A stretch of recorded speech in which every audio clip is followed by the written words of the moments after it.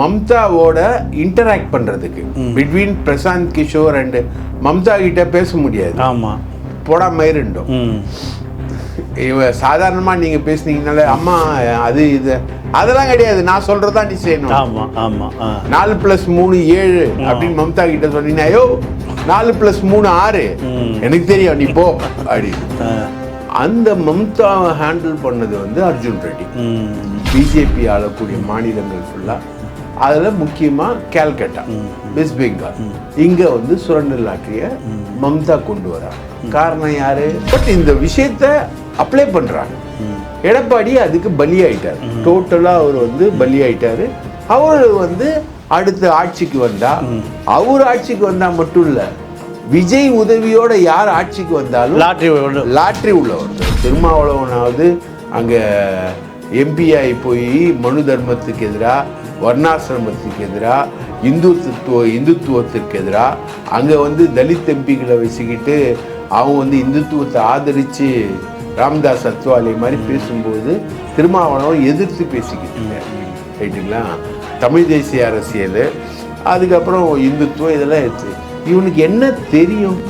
நீ உதயநிதி ஸ்டாலினை 4 படத்தில் நடித்தவங்கலாம் துணை முதலமைச்சரான்னு கேட்குறேன். இந்த லாங்குவேஜ் யார் லாங்குவேஜ்? உன் லாங்குவேஜ் கிடையாது, விஜய் லாங்குவேஜ். ஆக்டர் விஜயோட லாங்குவேஜ், நடிகர் விஜயோட லாங்குவேஜ். அப்போ நடிகர் விஜய், நீ, எடப்பாடி 3 பேரும் ஒன்னா இருக்கீங்க. இது உன் பேட்டியிலே தெரியுது. ஜெயலலிதா லாட்டரி தொழில் ஒழிச்சது, எடப்பாடி அந்த லாட்டரி தொழிலை கொண்டு வர விரும்புறாரா? ஜெயலலிதா ஒழித்து அந்த லாட்டரி தொழில எடப்பாடி கொண்டு வர விரும்புறாரு. அப்புறம் என்ன எடப்பாடிக்கு லாட்டரி மார்ட்டினோட என்ன சகவாசம்? தமிழா பார்வையாளர்களுக்காக மூத்த நக்கீரன் நிருபர் பிரகாஷ் அவர்கள் நம்மோடு இணைந்திருக்கிறார். வணக்கம். வணக்கம் தோழர் பாண்டியன் அவர்களே, வணக்கம்.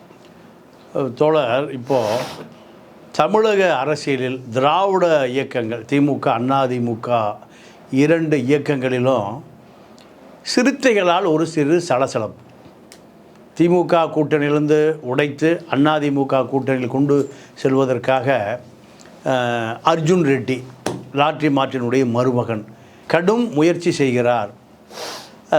திராவிட முன்னேற்ற கழகம் ஒருவித பரபரப்பு தொற்றிக்கொண்டது.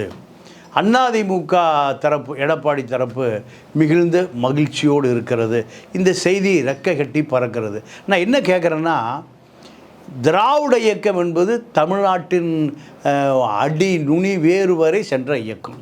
இந்த இயக்கத்தை ஒரு லாட்ரி மார்ட்டினுடைய மருமகன் அர்ஜுன் ரெட்டி அசைத்து பார்க்க முடியும், ஆட்டம் காண வைக்க முடியும் இந்த திராவிட இயக்கங்களை என்று சில விலைக்கு வாங்கப்பட்ட சில ஊடகங்களால் செய்தி உருவாக்கப்படுகிறதா இல்லை உண்மையா? நீங்கள் மூத்த நிருபர், நீங்கள் உங்களுடைய அனுபவத்தின்படி இதை எப்படி எடுத்துக்கொள்வது? அதாவது ஊரில் ஒரு ரவுடி இருப்பான், அவன் வந்து கத்தி வீசுவான். பல டைம் வந்து அவன் கஞ்சா அடிச்சுட்டு வீசுகிற கத்தி வந்து பல பேர் மேலே படாது. ஆனால் அந்த வீசுகிற கத்தி வந்து ஒரு 10 பேர் மேலே பட்டுச்சுன்னா பரபரப்பது. அதான் மார்ட்டின் வந்து வெஸ்ட் பெங்காலில் மம்தாவோட சேர்ந்து, அங்கே லாட்ரி இல்லை, அப்போது மம்தாவோட சேர்ந்து ஒரு அக்ரிமெண்ட் போடுறான். கூடவே பிரசாந்த் கிஷோரை கூப்பிட்றான்.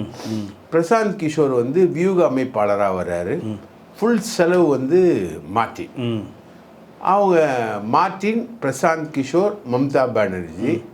பிரசாந்த் கிஷோரோட மேனேஜர் யாருன்னா ஆதவ் அர்ஜுன் ரெட்டி. மம்தாவோட இன்டராக்ட் பண்ணுற மேனேஜர் யாருன்னா ஆதவ் அர்ஜுன் ரெட்டி. ரைட்டா?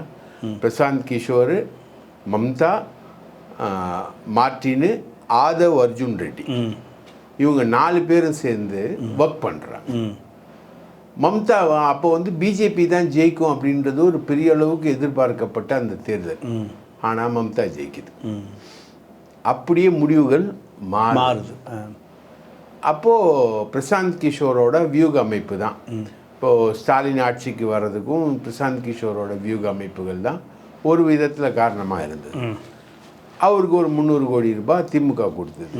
அதை விட அதிகமான கோடி ரூபாய் மேற்கு வங்காளத்தில் மார்ட்டின் கொடுக்குறாரு. முடிவுகள் மாறுது. அப்போது மார்ட்டினால் அரசியலை திருப்பி போட முடியுமா இல்லையா? கண்டிப்பாக முடியும். ஏன்னா மம்தா பானர்ஜிக்கே ஒரு ஆலோசகருங்கிறது, மம்தா பானர்ஜி ஜோதி பாசுக்கே அரசியல் சொல்லி கொடுத்து பெரிய சண்டை சச்சரவு. இந்திரா காந்தியோட அரசியல், ராஜீவ் காந்தியோட அரசியல். அப்போ இத்தனை அரசியல் செய்த மம்தா பானர்ஜிக்கு பிரசாந்த் கிஷோரும் அர்ஜுன் ரெட்டியும் போகிறாங்கன்னா பெரிய ஆச்சரியம்தான். அதாவது பிரசாந்த் கிஷோர் கிட்ட வேலை செஞ்சார் அர்ஜுன் ரெட்டி, மார்ட்டினோட மருமகன். அப்போது மம்தாவோட இன்டராக்ட் பண்ணுறதுக்கு பிட்வீன் பிரசாந்த் கிஷோர் அண்டு மம்தா கிட்ட பேச முடியாது. ஆமாம், போடா மயிருண்டோம். இவ சாதாரணமாக நீங்கள் பேசுனீங்கனாலே அம்மா அது இது அதெல்லாம் கிடையாது, நான் சொல்கிறதா நீ செய்யணும். ஆமாம் ஆமாம். 4+3 7 அப்படின்னு மம்தா கிட்ட சொன்னீங்கன்னா, ஐயோ 4+3 6 எனக்கு தெரியும் நீ போ அப்படின்னு. அந்த மம்தாவை ஹேண்டில் பண்ணது வந்து அர்ஜுன் ரெட்டி. அவர் அப்போ அர்ஜுன் ரெட்டி தான், எப்பவுமே அவர் அர்ஜுன் ரெட்டி தான். அவர் தன்னோட பேர் அர்ஜுன் ரெட்டின்னு தான் சொல்லிட்டு இருந்தாரு. ஆதவ் அர்ஜுன் இப்ப மாத்திக்கிட்டார். ஆதவ் அர்ஜுன் இப்ப மாத்திக்கிட்டார். ஆமா, ஆனால் நம்ம அர்ஜுன் ரெட்டின்னு தான் சொல்லுவோம். ஆமாம், அவர் உன்னுடைய ப்ரொஃபைல் ஃபுல்லா போய் பாரு, அர்ஜுன் ரெட்டி தான். இந்த அர்ஜுன் ரெட்டியும் பிரசாந்த் கிஷோரும் சேர்ந்து மம்தாவையே ஹேண்டில் பண்ணி, மம்தா ஒரு கிராக் டு த கோர். அது பெண் சிங்கம், அது பெண் சிங்கம்ன்றது ஒரு விதம். ஆனா ஒரு விஷயத்த மனசுல நினைச்சிச்சுன்னா அது மாற்றவே முடியாது, அது பின்னாடியும் வராது. ரைட்டுங்களா? காங்கிரஸ்ல இருந்து வெளியில வந்ததுல இருந்து அது இப்போ நீங்க சொன்ன போராட்டங்கள். அப்போ ஆட்சி மாறி மம்தா வந்த உடனே செஞ்ச முதல் அரசாணை வந்து லாட்ரி. லாட்ரி வந்து வெஸ்ட் பெங்காலில் அறிமுகமாயிடுச்சு. சிக்கிமில் மார்ட்டின் வந்து லாட்ரி நடத்துகிறாங்க. அங்கே வந்து மிகப்பெரிய ஊழல் நடந்ததா பிஜேபி அரசாங்கமும் அமலாக்கத்துறையும் வழக்கு பதிவு பண்ணி அந்த வழக்கு இன்னைக்கு வரைக்கும் இருக்கு.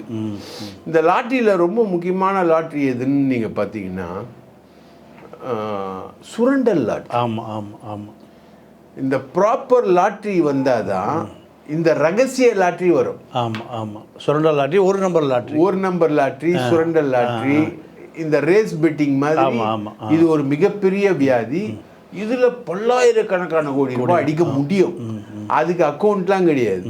லாட்ரினா பிரிண்டிங்கு, அக்கௌண்ட்டு, எவ்வளோ வித்துது, எவ்வளோ ப்ரைஸ், இதுக்கெல்லாமே அக்கௌண்ட் இருக்கு. சுரண்டல் லாட்ரிக்கு எங்க அக்கௌண்ட் இல்லை. மரத்துக்கு கீழே வச்சு சுரண்டிக்கிட்டு இருப்பான். அவன் நம்பர் வந்துச்சுன்னா அவனுக்கு பரிசு. இந்த சூதாட்டம் வந்து இந்தியா முழுக்க, நார்த் ஈஸ்ட் ஸ்டேட் ஃபுல்லா, பிஜேபி ஆளக்கூடிய மாநிலங்கள் ஃபுல்லா, அதில் முக்கியமாக கேல்கட்டா, வெஸ்ட் பெங்கால், இங்கே வந்து சுரண்டல் லாட்ரியை மம்தா கொண்டு வரா. காரணம் யாரு? மார்ட்டினும் ஆதவ் அர்ஜுன் ரெட்டியும். ஸோ அந்த ஃபார்முலாவை இங்கே அப்ளை பண்ணுறாங்க.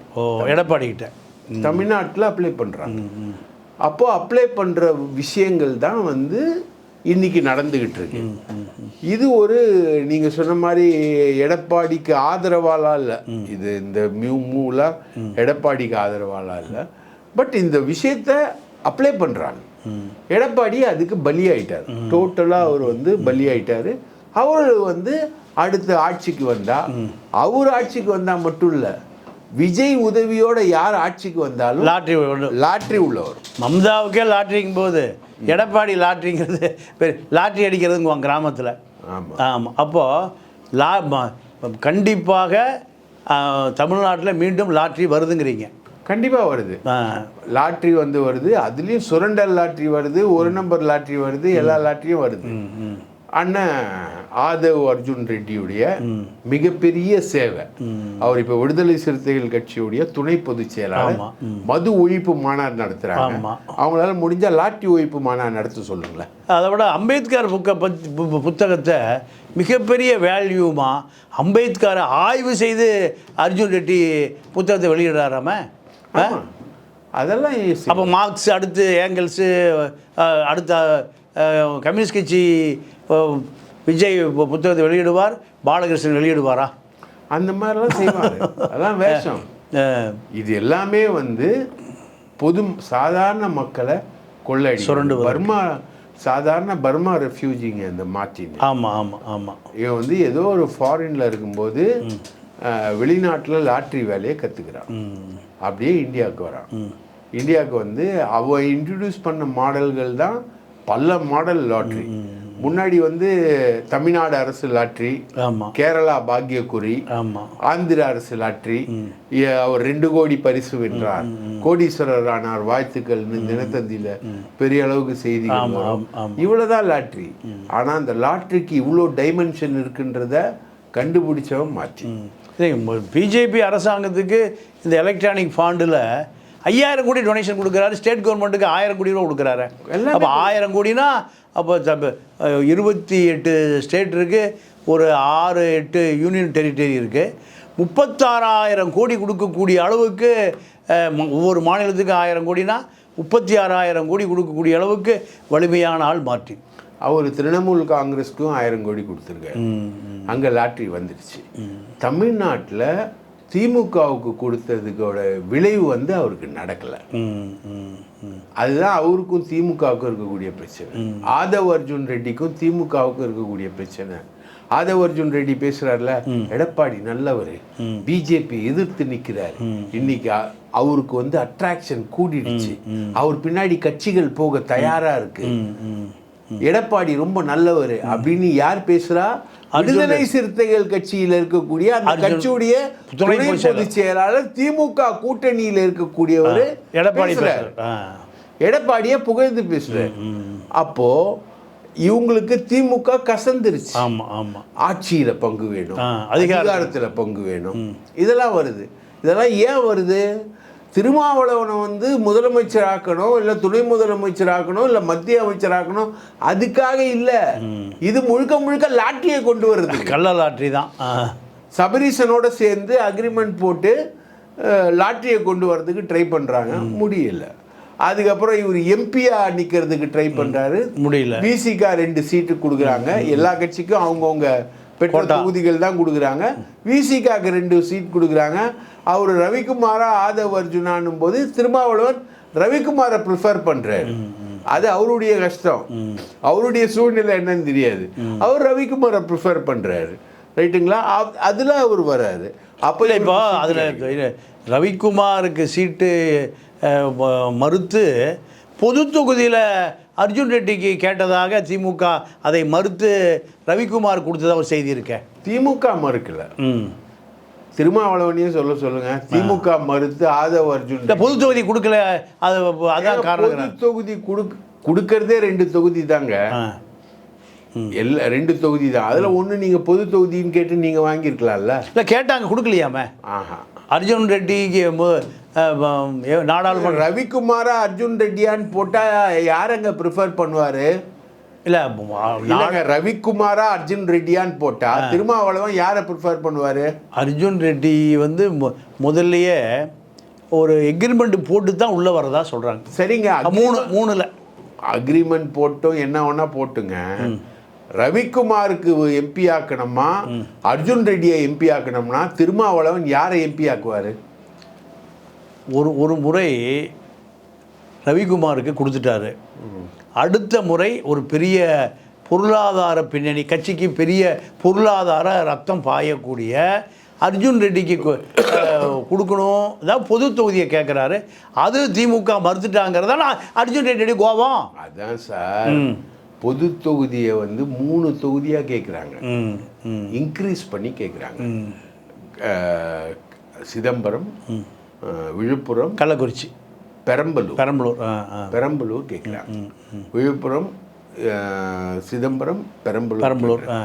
பெரம்பலூரில் வந்து கே நேரு பையன் வந்துடு. ஏன்னா பெரம்பலூர் அவங்க ஏன் கேட்குறாங்க? ரெட்டி சொந்த ஊர் மாவட்டம். சொந்த மாவட்டம்லாம் கிடையாது, அவரோட சொந்த மாவட்டம்லாம் கிடையாது.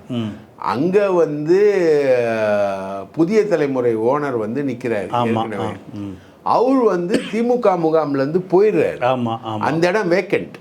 அந்த இடத்த இவங்க கேட்குறாங்க, ரைட்டுங்களா? மற்றதெல்லாம் ஒவ்வொரு கூட்டணி கட்சி போட்டியிட்ட தொகுதிகள் அந்த லிஸ்ட்ல வருது.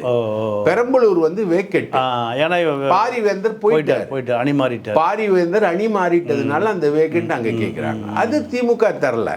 திமுக வந்து உங்களுக்கு 2 தொகுதி தான் சொல்லுது. நாங்களே தொகுதிகளை குறைச்சிருக்கோம். ஏற்கனவே உதயசூரியன் சின்னத்துல போட்டி போட்டவங்க எல்லாரையும் அவங்கவுங்க சின்னத்துல போட்டி போட சொல்லியிருக்கோம். பம்பரத்தில் போடுறாங்கல்ல மதிமுக பம்பரத்தில் போட தீக்குச்சியில் போடுறாங்க. அதனால தொகுதிகள் மாத்திரம் கொடுக்கலன்றாங்க. தொகுதிகள் மாற்றலை, அதனால உங்களுக்கு கொடுக்க முடியாதுன்னு சொல்கிறாங்க. அவ்வளோதான் டிஸ்பியூட்டு. அது இல்லைங்க டிஸ்பியூட்டு லாட்ரி கொண்டு வரும். ஏன்னா பல ஆயிரம் கோடி வரும்.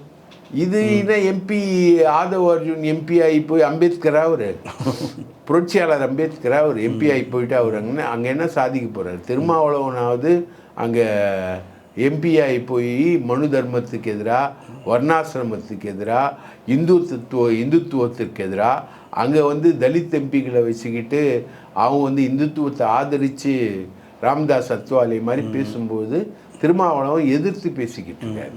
ரைட்டுங்களா? தமிழ் தேசிய அரசியல், அதுக்கப்புறம் இந்துத்துவம், இதெல்லாம் எடுத்து இவனுக்கு என்ன தெரியும்? இவன் கொடுத்த இன்டர்வியூவை பார்க்கும்போதே இவன் வந்து உளறான்றது நல்லா இல்லை. அரசியல் அனுபவம் இல்லை, அரசியல் அனுபவம் இல்லை, தத்துவ பின்புலமும் இல்லை. இல்லை இல்லை இவனுக்கு வந்து மிகப்பெரிய தத்துவ பின்புலம் இருக்கிறதா திருமாவளவன் தான் சொல்கிறார். அவர் வந்து இப்போ மகாத்மா காந்தியையும் அம்பேத்கரையும் ஒன்றா வச்சுருந்தாரு அப்படின்ற ஒரு விஷயத்த வந்து இவர் வந்து பொலிட்டிக்கல் சயின்ஸ் படித்தவர். ஒரு வருஷம் 10,000 பேர் வெளியில் வரான் பொலிட்டிக்கல் சயின்ஸ் படிச்சுட்டு. அவங்கெல்லாம் ஆதவ் அர்ஜுன் ரெட்டி மாதிரி அறிவாளிகளா? இந்த பேட்டியிலேயே தெரியுத. பேட்டியிலேயே நீ என்ன சொல்கிற? திமுக முகாமில் இருந்து அதிமுக முகாமை ஆதரிக்கிற, அதிமுக முகாமை ஆதரிக்கிறதோடு இல்லாமல் கூட்டணியில் பங்குன்றதை பற்றி பேசுகிற, ஆட்சியில் பங்கு அதிகாரத்தில் கூட்டணியில் பங்குன்ட்ட ஆட்சியில் பங்கு அதிகாரத்தில் பங்கு இதை பற்றி நீ பேசுகிற. இப்போ நீ பேசுகிற இதே லாங்குவேஜ் வந்து விஜய் பேசுகிறாரு. நீ உதயநிதி ஸ்டாலினை 4 படத்தில் நடித்தவங்கலாம் துணை முதலமைச்சரான்னு கேட்குறேன். இந்த லாங்குவேஜ் யார் லாங்குவேஜ்? உன் லாங்குவேஜ் கிடையாது, விஜய் லாங்குவேஜ். அது ஆக்டர் விஜயோட லாங்குவேஜ், அது நடிகர் விஜயோட லாங்குவேஜ். அப்போ நடிகர் விஜய், நீ, எடப்பாடி 3 பேரும் ஒன்றா இருக்கீங்க. இது உன் பேட்டியிலே தெரியுது. புரியுது? அவ்வளோ இம்மெச்சூர்டாக இருக்கு நீ. ஒரு பேட்டின்றது வந்து உன்னுடைய யுத்த தந்திரம், போர் தந்திரம் இதெல்லாம் வெளியில் தெரியக்கூடாது. ஆமாம், அதான் திருமாவளவன் சொல்கிறாரு. இது வந்து தேர்தல் 1.5 வருஷம் இருக்குது இன்னும் தேர்தலுக்கு. இது தேர்தலோட கடைசியில் எடுக்கப்பட வேண்டிய முடிவு. அதை பற்றி இப்போ பேச வேண்டிய அவசியம் என்ன? அவர் எங்கள் கொள்கையை பேசுகிறார். உங்கள் கொள்கையை பேசுகிறாருன்னா இது எங்களுடைய கொள்கை அப்படின்னு தானே சொல்லணும். ஆட்சியில் பங்கு, அதிகாரத்தில் பங்கு, இது எங்களுடைய கொள்கை. 4 படத்தில் நடித்தவன் துணை முதலமைச்சர் ஆகும்போது திருமாவளவன் ஆக முடியாதா அப்படின்னு நீ கேள்வி எழுப்பலாமா? அப்போ நீ கூட்டணியை உடைக்கிற. அப்போ உனக்கு கூட்டணியை உடைக்கணுன்ற அஜெண்டா அப்படியே வெளியில் தெரியுது. அங்கேருந்து தானே ஆரம்பிக்குது. உனக்கு பட்டவர்த்தனமா தெரியுது. உன்னோட அஜெண்டாவை நீ வெளியில் சொல்கிற. உன்னுடைய மெச்சூரிட்டி இல்லை. உதயநிதியே எப்படி நீ விமர்சிக்கலாம்? ஒன்று, கூட்டணியில் இருந்துக்கிட்டு ஆட்சியில் பங்கு அதிகாரத்தில் பங்கு என்பது நானாக தான் சொல்லியிருப்பேன். ஆதவ அர்ஜுனான நிலையில் விடுதலை சிறுத்தைகள் இன்றுள்ள நிலையிலே என்றும் இருக்காது. தமிழகத்தில் ஆட்சியில் இடம்பெறக்கூடிய நாள் வெகு தொலைவில் இல்லை. விடுதலை சிறுத்தைகளுடைய கொள்கை என்பது ஆட்சியில் பங்கு அதிகாரத்தில் பங்கு என்பது நாங்கள் நீண்ட நாட்களாக சொல்லி வரக்கூடிய ஒரு கொள்கை. நாங்கள் உரிய வலுவை மக்கள் எங்களுக்கு தரும் பொழுது, அதான் திருமாவளவன் சொல்றார், மக்கள் அதை ஏற்க வேண்டும், மக்கள் அந்த அங்கீகாரத்தை விடுதலை சிறுத்தைகளுக்கு தர வேண்டும். திருமாவோட லைன் அவரு சப்போர்ட் பண்ணி பின்னாடி வர அந்த 4 பக்க அறிக்கையில் அதெல்லாம் சொல்றார். மக்கள் எங்களுக்கு உரிய அங்கீகாரத்தை தரும் பொழுது நாங்கள் தமிழக அரசியலின் ஆட்சியில் இடம்பெறுவோம். இது இன்னொரு டேர்ன்ல என்ன சொல்றாங்க? முதலமைச்சராவா திருமாவளவன் ஏற்கனவே சொல்லிக்கிட்டு இருக்காங்க. விடுதலை சிறுத்தைகளுடைய டெர்மினாலஜி திருமாவளவன் வந்து முதலமைச்சர் ஆவார்னு. ஸோ ஆல்ரெடி தேர். அதை அப்படி தானே சொல்லணும். நீ என்ன சொல்கிற? 4 படத்தில் நடித்தவன்லாம் டெப்டி சிஎம் ஆகிறான், ஏன் திருமாவளவன் ஆகக்கூடாது அப்படின்னு கொக்கியே நீ அங்கே போடுற. எடப்பாடி வந்து பாஜகவை விட்டு வந்துட்டாரு, இப்போ எல்லா கட்சியும் வந்து எடப்பாடியை நோக்கி போகுது. எந்த கட்சி இது வரைக்கும் போயிருக்கு? இது வரைக்கும் எந்த கட்சி போயிருக்கு? அப்போது 4 படத்தில் நடித்தவன் டெப்டி சிஎம் ஆகிறான்றது விஜயோட லைனு. ஆமாம். எடப்பாடி வந்து நல்லவர், எல்லாரும் வந்து எடப்பாடி கிட்ட போவார்ன்றது எடப்பாடி லைனு. அப்போ நீ என்ன லைனுக்கு டோ பண்ணுற? விஜய், திருமாவளவன், எடப்பாடி லைனுக்கு டோ பண்ணுற. அது ஏன் இப்போ சொல்கிற? இப்போ வந்து இணையதளங்களில் ஏன் பேட்டி கொடுக்குற? அது ஏன் பரபரப்பாக இப்போ சொல்கிறேன்னா, விஜய் அரசியலுக்கு வர்றார்.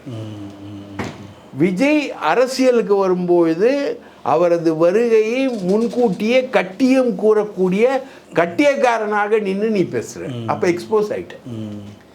அதுக்கப்புறம் ஏன் ஆதவ அர்ஜுனா பேசலை, ரெட்டி ஏன் பேசலை? பேச முடியாது. ஏன்னா திருமாவளவன் 4 தடவை 5 தடவை கேட்டகாரிக்கெலாம் சொல்லிட்டாங்க. விடுதலை சிறுத்தை கட்சிக்குள்ளேயே அதுக்கான எதிர்ப்பு வந்துச்சு. இப்போ நடக்கிறது என்னன்னா, இவங்க இதே மம்தாக்கு பண்ண மாதிரியே இவங்க ஒரு ஆப்ரேஷன் எடப்பாடிக்கு பண்ணுறாங்க. அதே பிரசாந்த் கிஷோரை ஃபிக்ஸ் பண்ணி எடப்பாடிக்கு இறக்குறாங்க. இப்போ இன்னொரு விஷயம் பார்க்கப்படுது என்னென்னா, இப்போ இந்த அர்ஜுன் ரெட்டி சிறுத்தைக்குள்ளே போன பிறகு சிறுத்தையில் திமுக ஆதரவு ஆட்கள், திமுக கூட்டணியில் நீடிக்கணும்னு சொல்லக்கூடிய பாலாஜி, ரவிக்குமார், நம்ம ஆளூர் ஷானவாஸ், சிந்தனை செல்வன் போன்றவங்கெல்லாம் அர்ஜுன் ரெட்டி புதுசாக உள்ள வந்து திருமாவளவனை குழப்பத்தை ஏற்படுத்துகிறாரு. இந்த சர்ச்சை திமுகவை எதிர்க்கக்கூடிய, திமுகவை பிடிக்காத ஆட்கள் பூரா அர்ஜுன் ரெட்டியினுடைய ஆதரவாளராக மாறுறதுனால இப்போ திருமாவுக்கே ஒரு பெரிய நெருடல். ஆதரவு கூட்டம், எதிர்ப்பு கூட்டம். அதிமுக ஆதரவுனால அர்ஜுன் ரெட்டி, திமுக ஆதரவுனால இந்த சிந்தனை செல்வம், ஆளூர் ஷானவாஸ். இதை சாதாரணமாக வந்து ஒரு நபர், அர்ஜுன் ரெட்டி, அரசியலே தெரியாத ஒரு நபர், இந்த நபர் சிறுத்தைக்குள்ளே ஒரு பெரிய சலசலப்பை உண்டு பண்ணியிருக்காரு. இந்த சலசலப்பு தொடருமா, இல்லை திருமா இதை தடுத்து நிறுத்துவாரா? இந்த கேள்வி இருக்க. இது உங்கள் பார்வை எப்படி? இந்த சலசலப்புக்கு காரணமே திருமா தான். நீங்கள் நான் ஒரு இன்சிடெண்ட்டை வந்து விடுதலை சிறுத்தைகளுக்கு ட்ரா பண்ணுறேன். செல்வ பெருந்தொகை. ஆமாம். அவர் வந்து பெரிய அளவுக்கு பண்ணார். ஆமாம், பெரிய அளவுக்கு பேசுகிறார். மலைச்சாமி கூட நின்று விடுதலை சிறுத்தைகள் கட்சியை வந்து கட்டுறதுக்கு முக்கியமாக செயலாற்றினது தடா பெரியசாமி. ஆமாம் ஆமாம் ஆமாம். மாதிரி ஆட்கள். செல்வ பெருந்தொகை வெளியே போயிட்டார். செல்வ பெருந்தொகை ஆடின அட்டகாசம் அதிகம் விடுதலை சிறுத்தைகள் இருக்கும்போது. நாங்களாம் கடுமையாக எதிர்த்து இதே அர்ஜுன் ரெட்டியை எதிர்க்கிற மாதிரி செல்வ பெருந்தொகையை எதிர்த்தோம். அப்போது நாங்கள் நினச்சோம் செல்வ பெருந்தொகை வந்து பெரிய அளவுக்கு அட்டகாசம் பண்ணுறாரு. அவர் காசு பேக்ரவுண்ட். ஆமாம் ஆமாம் ஆமாம். கேஷ் வச்சிருக்காரு. அவர் ஏற்கனவே ஒரு கொலை வழக்கில், பாண்டியன் கொலை வழக்கில் சம்மந்தப்பட்டால் நிறைய கட்ட பஞ்சாயத்து, அந்த ஸ்கிராப்பு, ஸ்ரீபெரும்புத்தூர் ஸ்கிராப்பு, இதிலெல்லாம் இன்வால்வ்டான ஆள் அப்படின்ற மாதிரிலாம் நாங்களாம் போட்டு செல்வத்தை கீழின்னு கீழ்ச்சோம். அப்போ நாங்கள் சொன்னதுன்னா திருமாவளவன் நல்லவர், செல்வம் கெட்டவர். அவர் வந்து காலப்போக்கில் அவரே வெளியில் போயிட்டார்.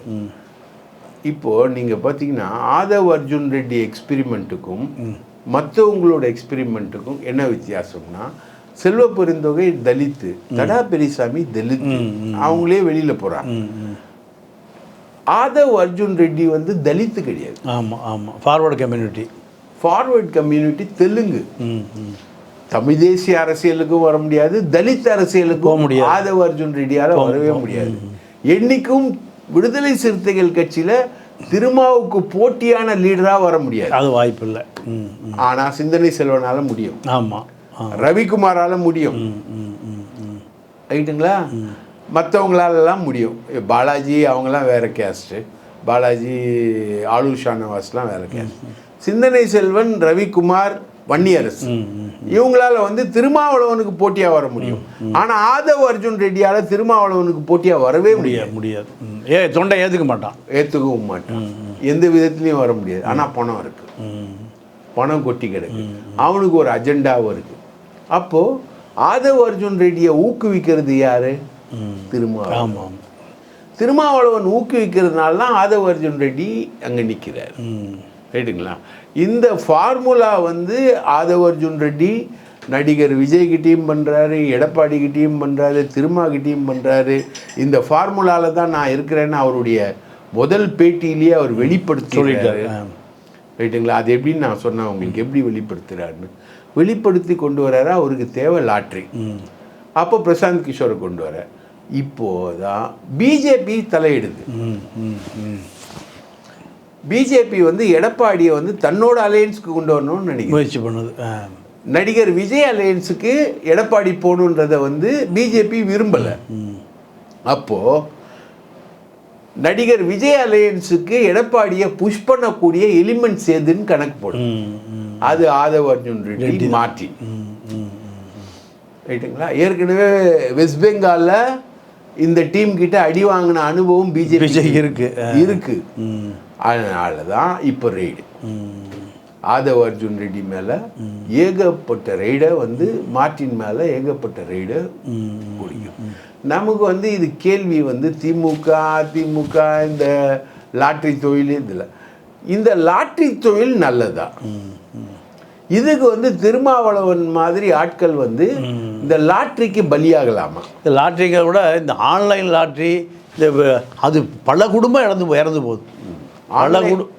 நீங்கள் ஆன்லைன் லாட்ரியை விட ஆஃப்லைன் லாட்ரி பவர்ஃபுல்லுங்க.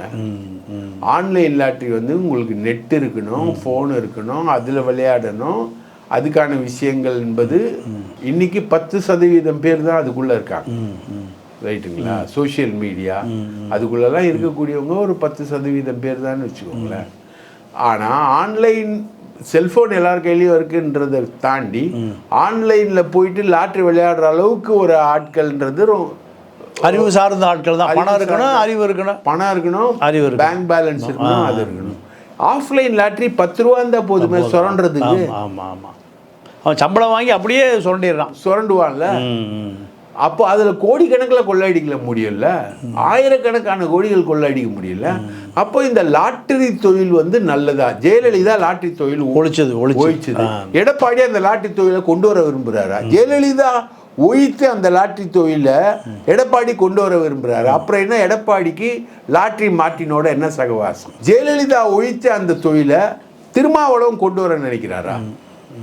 நல்ல கேள்வி. அவருக்கு ஆதவ் அர்ஜுன் ரெட்டிக்கும் என்ன சகவாசம்? திமுக அதை எதிர்த்து நிக்குது, அதுக்குள்ள வரல. திமுகவுக்கு 1000 கோடி கொடுக்குறான், ஆனா நாங்க லாட்டரியை தொட மாட்டோம்னு சொல்லிட்டாங்க திமுக. அந்த விஷயத்துக்குள்ள வரல. அப்போ திமுக வந்து நீ லாட்டரி தொழிலை கொண்டு வருவதற்காக முயற்சி செய்கிறாய் என்கிற பிரச்சாரத்தை திமுக தேர்தலில் கொண்டு வருமா? கொண்டு வராது. கண்டிப்பா கொண்டு வரும், பெரிய அளவில் அது எடுபடும். லாட்டரி அப்போ ஆதவ் அர்ஜுன் ரெட்டியோட சகவாசம் உங்களுக்கு நல்லதா கெட்டதா? கண்டிப்பா இதை நீங்க யோசிக்கணும்ல, திருமாவளவன் யோசிக்கணும்ல. நீங்க மது வந்து தலித் மக்களை பாதிக்குதுன்னு சொல்றீங்க, அதை விட மோசமா லாட்டரி பாதிக்கும். உழைக்கிற காசு அப்படியே கொடுத்துட்டு போயிடுறானே. லாட்டரி வந்து மோசமா பாதிக்கும். மதுவை விட கொடூரமானது. நீங்க மதுவை வந்து ஒரு 200 ரூபாய் குடிச்சா எந்திரிக்க மாட்டான், அவ்வளோதான். இவன் 2000 ரூபாய் தான் சுரண்டிடுவான், 5000 இருந்தாலும் சுரண்டிடுவான். அந்த போதை. ஆமாம், அது மதுவை விட போதை அதிகம் லாட்ரி சூதாட்டம். அதனால தானே குதிரை பந்தயத்தை ஒழிச்சோம் நம்ம. ஆமாம். சென்னையில் குதிரை பந்தயத்தை வந்து ஒழிச்சு குதிரையை வந்து பிடிச்சி நிற்கிற சிலையை வந்து ஜெமினி மேம்பாலத்துக்கு கீழே கலைஞர் நிற்க வச்சார்னா காரணம் குதிரை பந்தயம் சூதாட்டம். ஆமாம், ஏழை எளியவன் போய். அப்போ நீங்க ஒரு சூதாட்டத்தை ஆதரிக்கிறீங்களா? இப்ப நாளைக்கு பிஜேபி இந்த கேள்வி வைப்பான், நீங்க விஜய் திருமா எல்லாரும் கூட்டணி வச்சு நீங்க போறீங்கன்னா நீங்க லாட்டரியை கொண்டு வர மாட்டீங்க அப்படின்றதுக்கு என்ன? பிரசாந்த் கிஷோரோட போறீங்கன்னா லாட்டரியை கொண்டு வர மாட்டீங்கன்றதுக்கு என்ன நிர்பந்தம் இருக்கு? நீங்க பாருங்க, வர தேர்தலில் லாட்டரி தான் மிகப்பெரிய பிரச்சாரமா நிற்கும். அதை நம்ம முன்கூட்டியே சொல்றோம். லாட்டரி தான் நிற்கும், லாட்டரிக்கு எதிரான கருத்துரைகள் தான் நிற்கும். அது வந்து இந்த அளவுக்கு வரும். இப்போ நீங்கள் டாஸ்மாக சொல்கிறீங்களே, கள்ளச்சாராயத்தை சொல்கிறீங்களே, அதை விட மோசங்க லாட்ரி. ஆமாம் ஆமாம். அதுக்கு நீங்கள் எப்படி சப்போர்ட் பண்ணுவீங்க? போதை ஒழிப்பு மாநாடு நடத்தின திருமா நாளைக்கு ஒரு இஷ்யூ வந்தால் லாட்ரி ஒழிப்பு மாநாடு நடத்துவாரா? அதுக்கும் ஆதவ் அர்ஜுன் ரெட்டியை மேடையில் ஏற்றுவாரா? ஆதவ் அர்ஜுன் ரெட்டி மேடையில் மார்ட்டின் மருமக மேடையில் ஏறி லாட்ரி ஒழிப்புன்னா சாத்தான் வேதம் ஓதுறது எவன் கேட்பான்? மக்கள் சிரிக்க ஆரம்பிச்சிருவான். மக்கள் சிரிக்க ஆரம்பிச்சிருவான், சிந்திக்கவும் ஆரம்பிச்சிருவான். இதுதான் இன்னைக்கு நடக்கக்கூடிய அமலாக்கத்துறை ரெய்டு வந்து எடப்பாடியை தன்னோட கண்ட்ரோலில் எடுத்து இந்த லாட்ரி மாஃபியா பக்கம் எடப்பாடி போகக்கூடாது அப்படின்றது. விஜய்க்கு ஒன்றும் பிரச்சனையே கிடையாதுங்க. 10 பேர் வராங்க, அதில் ஒரு ஆள் ஆதவ் அர்ஜுன் ரெட்டி, அதில் ஒரு ஆள் ஏடிஎம்கே. அவங்க லாட்ரி மாஃபியாக்குள்ளேருந்து விஜய் ஆதரிக்கிறாங்கன்னா விஜய் டைரெக்டாக இன்வால்வ் ஆக போகிறது இல்லை. விஜய் ஆதரவோட ஒரு அரசு அமைஞ்சாலும் லாட்ரி வரும், எடப்பாடி அரசு அமைஞ்சாலும் லாட்ரி வரும், திமுக அரசு அமைஞ்சா லாட்ரி வராது. தமிழக மக்கள் எதை ப்ரிஃபர் பண்ணுவான்? இப்போ அவனுக்கு லாட்ரி என்பது அடித்தட்டு மக்களுடைய வாழ்வாதாரம் அப்படியே போயிடுது. லாட்ரி எதிர்ப்பு என்பது தமிழ்நாட்டில் நீண்ட காலமாக. நீங்கள் ஒரு விஷயம் எப்படின்னா, ஜெயலலிதா உயிரோடு இருக்கிற பொழுது மார்ட்டினுக்கும் எஸ் சேகருக்கும் போட்டி. அந்த அம்மா லாட்ரி ஒழிக்கிறதுக்கு என்ன காரணம்னா, டெய்லி 1 கோடி ரூபா நாங்கள் கொடுத்துட்றோன்னு அந்த அம்மாட்ட பேசுகிறாங்க. நீங்கள் அப்போது மார்ட்டினு 1.5 கோடி கொடுக்குறேன்னு பேசுகிறார் சேகரை விட. அப்போ அந்த அம்மா என்ன பார்க்குறேன், உங்களுக்கு டெய்லி 1 கோடி ரூபா கிடைக்குதுன்னா எனக்கே 1 கோடி டெய்லி கொடுக்குறீங்கன்னு சொன்னால் உங்களுக்கு இது எத்தனை கோடி கிடைக்கும்? மக்களுடைய அன்றாட கூலிக்காரன், ஆட்டோ ஓட்டுக்கிற அடித்தட்டு மக்களை எத்தனை கோடி நீ சுரண்ட போகிறீங்க? எனக்கு வேண்டாம், உங்களுக்கு வேண்டாம், லாட்ரியே வேண்டாம். அதுதான் அந்த அம்மா செய்த மிகப்பெரிய பணி. அந்த பணியை இன்று வரை தொடர்கிறது. இன்றைக்கி லாட்ரி ஒழிப்புக்கு காரணம் குட்கா பான்பராக் ஒழிப்பு காரணம் ஜெயலலிதா தான். ஜெயலலிதா மீது பல விமர்சனங்கள் இருக்குது. ஆனால் சங்கராச்சாரியார் கைது என்பது அந்த அம்மா மறைந்தாலும் ஆண்டாண்டு காலம் நிலைத்து நிற்கக்கூடிய பெயர் சங்கராச்சாரியார் கைது தான். இப்போ அதே போல் லாட்ரி ஒழிப்பு, குட்கா பான்பராக் ஒழிப்பும் ஜெயலலிதாவை நம்ம கண்டிப்பாக பல்வேறு மாற்று கருத்து இருந்தாலும் நாம் அந்த அம்மாவுடைய கொள்கையை ஆதரித்தே தீர வேண்டும். பல்வேறு சிரமங்களுக்கு மத்தியில் நமது தமிழாவுக்காக மிக ஆழ்ந்த அறிவு சார்ந்த ஒரு பேட்டியை கொடுத்ததுக்கு நன்றி, வணக்கம். வாய்ப்பளித்ததற்கு முக்கியம்.